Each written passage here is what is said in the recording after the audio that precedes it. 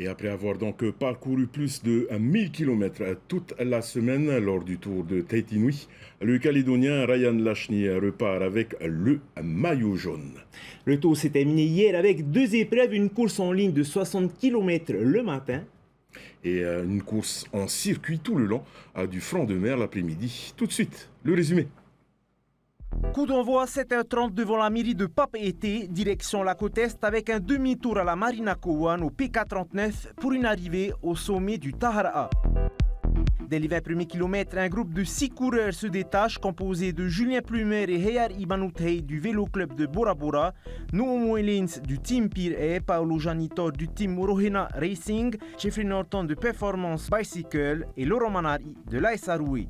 Eh ben, on s'est bien entendu au début et après ça a eu du mal à collaborer. Ça m'a fait peur parce que derrière ça revenait vite.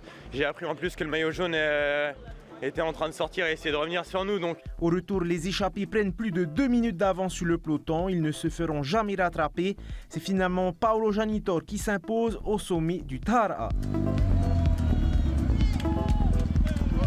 Ouais, on a eu chaud, mais après j'étais pas super confiant dans le début de la bosse parce que Julien, ils arrêtaient plus de rouler depuis un certain temps. Mais bon, j'étais quand même plus fort dans la bosse et j'ai réussi à faire le trou dès le milieu et puis j'ai fini à la fin et je suis content. Dans la dernière étape, le Critérium, 24 tours de 2 km à parcourir. Sur la piste glissante, les coureurs doivent redoubler de vigilance pour éviter la chute. Léo Casobiel l'emporte.